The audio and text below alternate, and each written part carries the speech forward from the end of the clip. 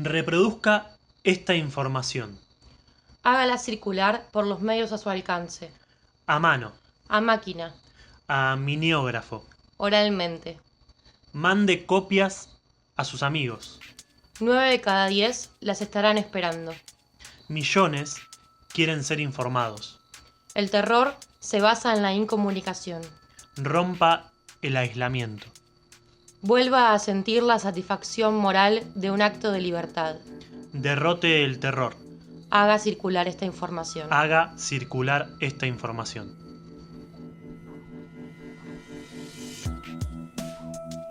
La censura de prensa, la persecución a intelectuales, el allanamiento de mi casa de Tigre, el asesinato de amigos queridos y la pérdida de una hija que murió combatiéndolos son algunos de los hechos que le obligan a esta forma de expresión clandestina, después de haber opinado libremente como escritor y periodista durante casi 30 años. El primer aniversario de esta junta militar ha motivado un balance de la acción de gobierno en documentos y discursos oficiales, donde lo que ustedes llaman aciertos son errores. Los que reconocen como errores son crímenes y los que omiten son calamidades. Colmadas las cárceles ordinarias, crearon ustedes en las principales guarniciones del país virtuales campos de concentración donde no entra ningún juez, abogado, periodista ni observador internacional. El secreto militar de los procedimientos, invocado como la necesidad de la investigación, convierte la mayoría de las detenciones en secuestros que permiten la tortura sin límite y el fusilamiento sin juicio. Mediante sucesivas concesiones al supuesto de que el fin de exterminar a la guerrilla justifica todos los medios que usan, han llegado ustedes a la tortura absoluta, intemporal, metafísica, en la medida que el fin original de obtener información se extravía en las mentes perturbadas, que la administran para acceder al impulso de machacar la sustancia humana hasta quebrarla y hacerle perder la dignidad que perdió el verdugo, que ustedes mismos han perdido. La negativa de esa junta a publicar los nombres de los prisioneros es asimismo la cobertura de una sistemática ejecución de rehenes en lugares descampados y en horas de la madrugada, con el pretexto de fraguados, combates e imaginarias tentativas de fuga.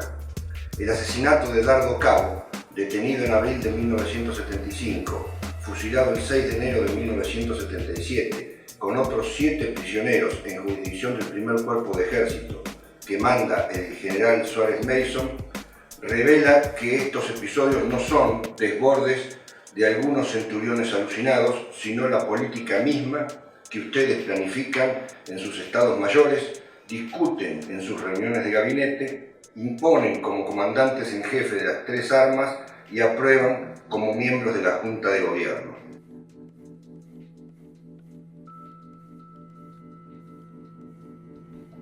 Las 3A son hoy las 3 armas, y la junta que ustedes presiden no es el fiel de la balanza entre violencia de distintos signos, ni el árbitro justo entre dos terrorismos, sino la fuente misma del terror que ha perdido rumbo y solo puede balbucear el discurso de la muerte.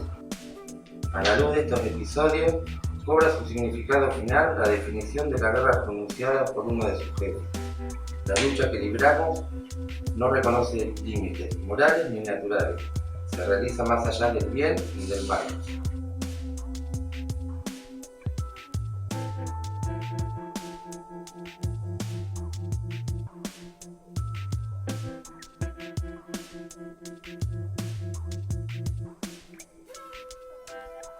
Estos hechos que sacuden la conciencia del mundo civilizado no son, sin embargo, los que mayores sufrimiento han traído al pueblo argentino, ni las peores violaciones de los derechos humanos en que ustedes incurren. En la política económica de ese gobierno debe buscarse no solo la explicación de sus crímenes, sino una atrocidad mayor que castiga a millones de seres humanos por la miseria planificada.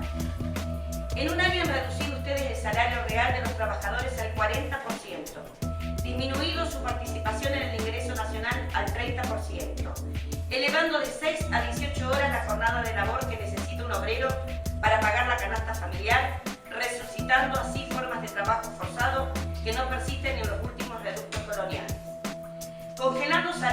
culatazos mientras los precios suben en las puntas de las bayonetas, aboliendo toda forma de reclamación colectiva, prohibiendo asambleas y comisiones internas, alargando horarios, elevando la desocupación al récord del 9%, prometiendo aumentarla con 300.000 nuevos despidos, han retrotraído las relaciones de producción a los comienzos de la era industrial y cuando los trabajadores han querido protestar, los han calificado de subversivos, secuestrando cuerpos enteros de delegados que en algunos casos aparecieron muertos y en otros no aparecieron.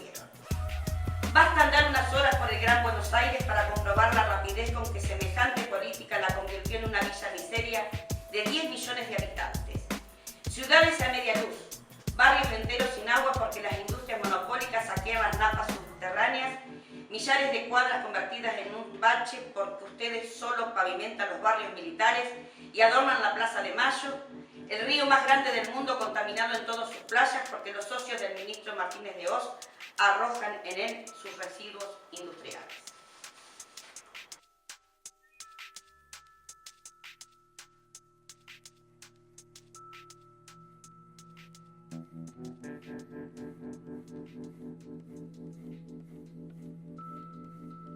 Dictada por el Fondo Monetario Internacional según una receta que se aplica indistintamente al Zaire o a Chile, a Uruguay o Indonesia, la política económica de esa junta solo reconoce como beneficiarios a la vieja oligarquía ganadera, la nueva oligarquía especuladora y un grupo selecto de monopolios internacionales encabezados por la ITT, la ESO, las automotrices, la US Steel, la Siemens, al que están ligados personalmente el ministro Martínez de Hoz y todos los miembros de su gabinete. Desnacionalizando bancos se ponen el ahorro y el crédito nacional en manos de la banca extranjera. Indemnizando a la ITT y a la Siemens se premia a empresas que estafaron al Estado. Devolviendo las bocas de expendio se aumentan las ganancias de la Shell y la ESO. Rebajando los aranceles aduaneros se crean empleos en Hong Kong o Singapur y desocupación en la Argentina.